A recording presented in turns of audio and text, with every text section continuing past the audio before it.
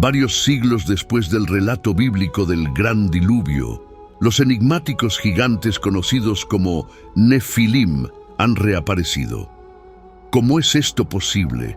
Si se asumía que habían perecido en el diluvio, descubrámoslo ya que existen versículos en la Biblia que indican que los Nefilim volvieron tras el diluvio. En diversas fuentes antiguas como el libro de Enoc y textos apócrifos, se mencionan peculiaridades sobre los Nefilim, pero se encuentra algo similar en la propia Biblia. La respuesta es afirmativa, y para demostrarlo me refiero a dos pasajes bíblicos en Génesis 6:4. Al comienzo de la narración del diluvio, se menciona que los Nefilim habitaban la tierra tanto antes como después del diluvio. Pero aún hay más de 500 años después. Estos seres reaparecen tras el diluvio.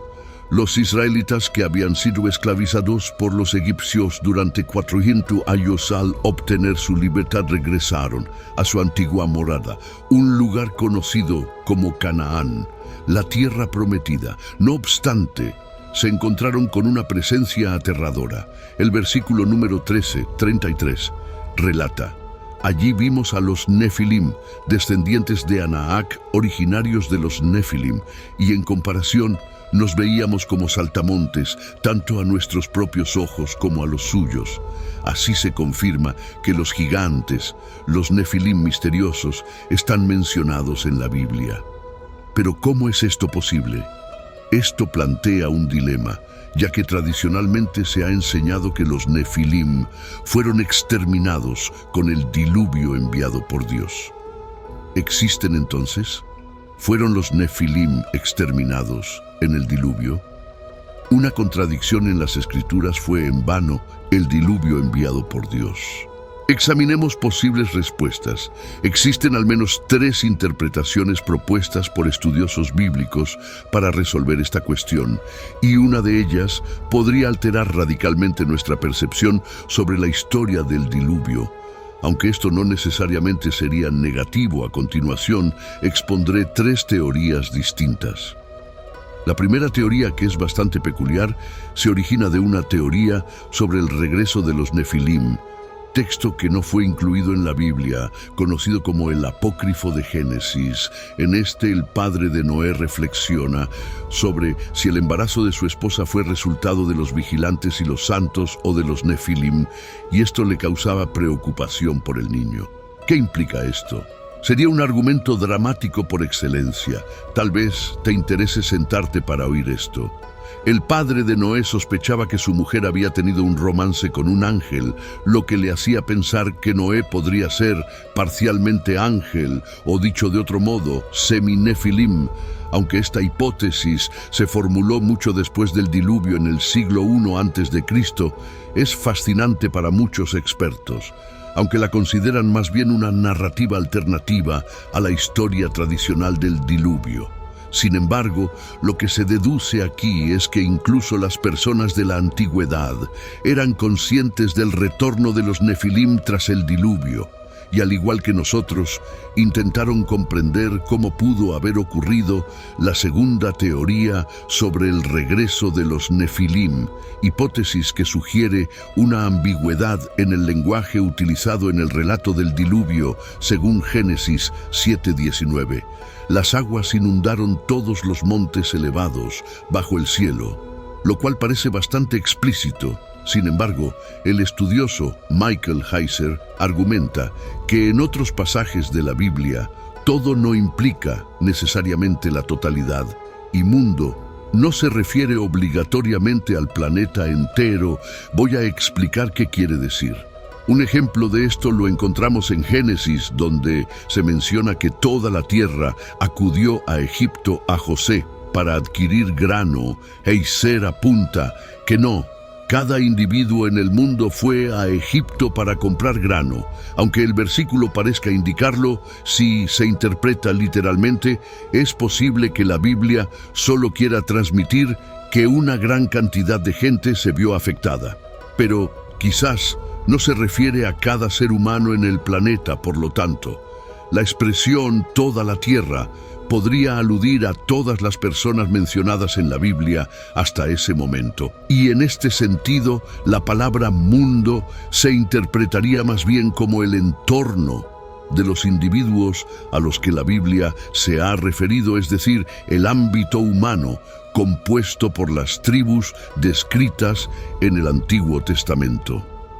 Es posible que existieran personas en otras regiones, aunque no está del todo claro, pero algunos expertos en estudios bíblicos consideran que existe cierta apertura para interpretar que el diluvio no abarcó la totalidad del planeta, sino únicamente la parte del mundo de las personas que aparecen en el relato bíblico.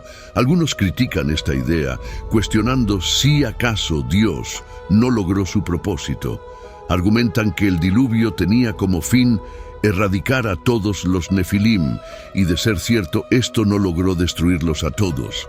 Es un argumento válido, pero surge otra interrogante. ¿Era el propósito del diluvio exterminar a cada uno de los nefilim, o simplemente poner fin a su rebelión, eliminando a la mayoría para que los sobrevivientes ya no eran una amenaza?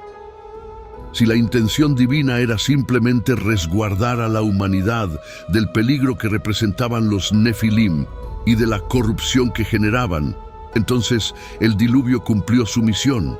El diluvio logró su objetivo al asestar un duro golpe a los nefilim. Una hipótesis secundaria podría ser que, según Noé y su familia, todo el mundo conocido se inundó, poniéndose en la posición de Noé.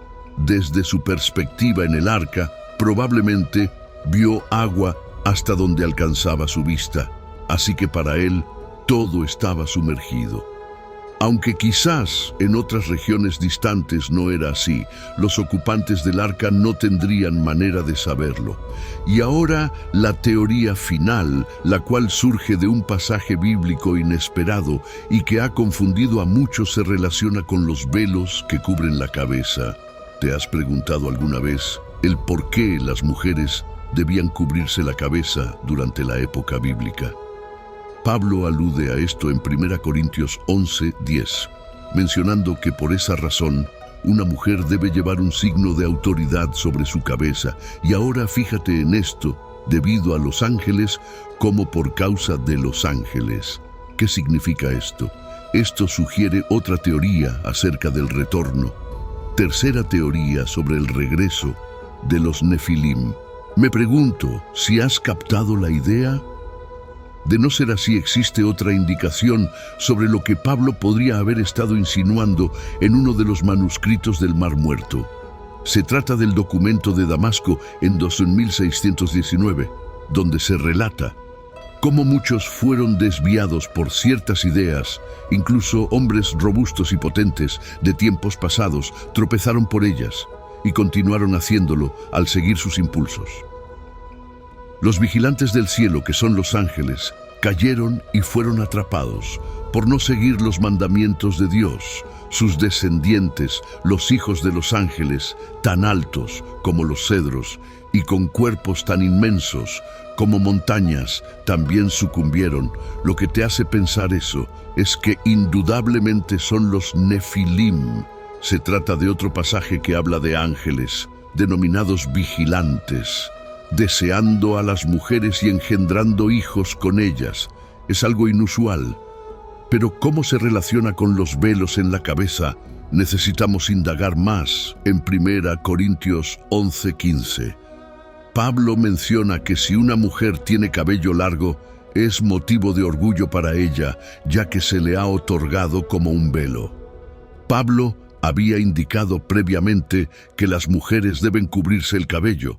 No es cierto, pero aquí afirma que el cabello es su velo.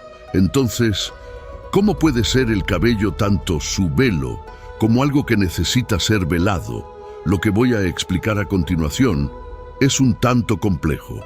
Así que primero quiero señalar que esta teoría ha sido publicada en una revista académica de la Sociedad de Literatura Bíblica y ha sido revisada por expertos en la materia. De acuerdo con el académico Troy Martin de la Universidad Xavier, El término utilizado para cobertura también podría interpretarse como prepárate. Lo que Pablo realmente quería expresar era que en la antigüedad se consideraba que el cabello largo formaba parte del sistema reproductivo, una extensión de dicho sistema, y esto era precisamente lo que se creía en aquel periodo. Quizás ya hayas oído hablar de esto antes sin darte cuenta. Permíteme aclararte a modo de ejemplo. ¿Has oído alguna vez que el pelo largo representa la fertilidad? Reflexiona un momento sobre ello. ¿Cuál sería la razón para que el cabello largo simbolice la fertilidad?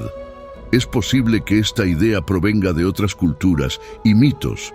Es una manera más delicada de expresar que antiguamente se pensaba que el cabello largo era una prolongación de los órganos reproductores.